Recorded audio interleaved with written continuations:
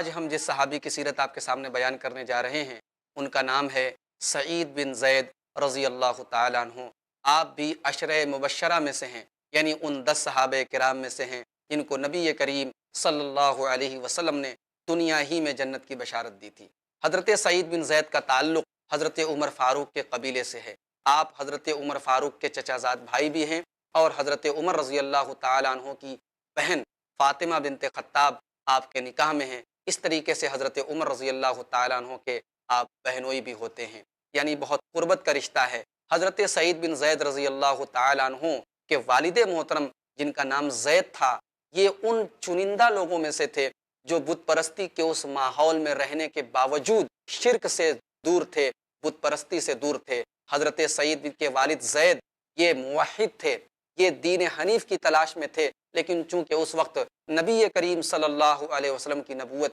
کا ظہور نہیں ہوا تھا، اس لیے حضرت سعید بن زید کے والد محترم زید یہ ایمان نہیں لا پائے، لیکن ان کا انتقال توحید پر ہوا تھا اور ان کی تمنا تھی، ان کی آرزو تھی، یہ دعائیں کرتے تھے کہ اے اللہ اگر مجھے یہ معلوم ہو جائے کہ میں تیری عبادت کیسے کروں تو میں ویسے ہی تیری عبادت کروں۔ اسی لیے حضرت سعید بن زید نے جب ایک مرتبہ اللہ کے رسول صلی اللہ علیہ وسلم سے پوچھا کہ اے اللہ کے رسول، کیا میں اپنے والد محترم کے لیے دعائے مغفرت کر سکتا ہوں؟ تو آپ صلی اللہ علیہ وسلم نے ان کو اجازت دی کہ ہاں تم دعائے مغفرت کر سکتے ہو، اس لیے کہ تمہارے والد زید انہو یبعث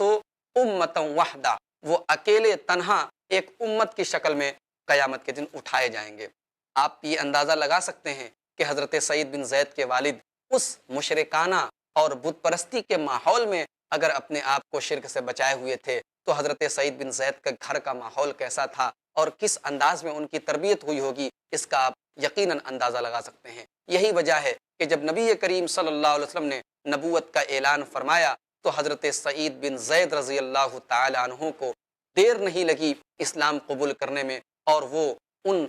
8 لوگوں میں شامل ہیں جنہوں نے سب سے پہلے اللہ کے رسول صلی اللہ علیہ وسلم کے اوپر جو لوگ ایمان لائے، اور شروع ہی میں السابقون الاولون میں سے یعنی سب سے پہلے جو لوگ ایمان لائے ان میں حضرت سعید بن زید رضی اللہ تعالیٰ عنہ بھی شامل ہیں۔ حضرت سعید بن زید جب ایمان لے آئے تو ان کے ساتھ ساتھ ان کی اہلیہ محترمہ حضرت عمر فاروق کی بہن حضرت فاطمہ بنت خطاب بھی ایمان لے آئیں۔ اب ان دونوں میاں بیوی کی یہ کوشش تھی کہ کسی طریقے سے حضرت عمر فاروق ایمان لے آئیں، کیونکہ نبی کریم صلی اللہ علیہ وسلم کی یہ دلی آرزو اور تمنا تھی کہ عمر اسلام لے آئیں، کیونکہ عمر کے ایمان لانے سے اسلام کو بہت تقویت ملے گی، دین کو بہت تقویت ملے گی، مسلمانوں کو بہت مضبوطی ملے گی۔ اسی لیے اللہ کے رسول صلی اللہ علیہ وسلم یہ دعا بھی کرتے تھے کہ اے اللہ ابو جہل اور عمر میں جو تیرے نزدیک زیادہ محبوب ہو، جس کے بارے میں تو پسند کرتا ہو، اس کے ذریعے اسلام کو عزت عطا فرما۔ چنانچہ اللہ تبارک و تعالیٰ نے اللہ کے رسول صلی اللہ علیہ وسلم کی یہ دعا قبول کی۔ ابو جہل کو تو ہدایت نہیں مل پائی،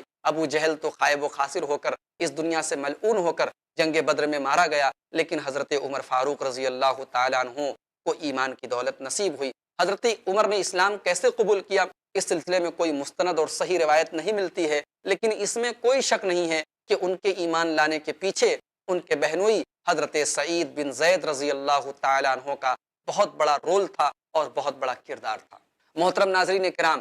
اللہ کے نبی صلی اللہ علیہ وسلم کے ساتھ تمام معرکوں میں، تمام جنگوں میں اور تمام غزوات میں حضرت سعید بن زید رضی اللہ تعالیٰ عنہ شامل رہے، اور کوئی بھی ایسا موقع نہیں تھا کہ انہوں نے اللہ کے رسول کا ساتھ نہ دیا ہو۔ ہاں، غزوہ بدر میں وہ شریک نہیں ہو پائے، اس کی وجہ یہ تھی کہ اللہ کے نبی صلی اللہ علیہ وسلم نے قریش کی جاسوسی کرنے کے لیے، کفار مکہ کی جاسوسی کرنے کے لیے حضرت طلحہ کو اور حضرت سعید کو، ان دونوں کو بھیجا تھا، اور جب تک یہ دونوں مدینہ واپس پہنچے غزوہ بدر ختم ہو چکی تھی۔ اس وجہ سے یہ دونوں غزوہ بدر میں شریک نہیں ہو پائے تھے، لیکن اللہ کے نبی صلی اللہ علیہ وسلم نے غزوہ بدر میں شریک ہونے کا ثواب کا بھی ان سے وعدہ کیا، اور مال غنیمت میں بھی ان کو سارے فوجیوں کے برابر حصہ عطا فرمایا۔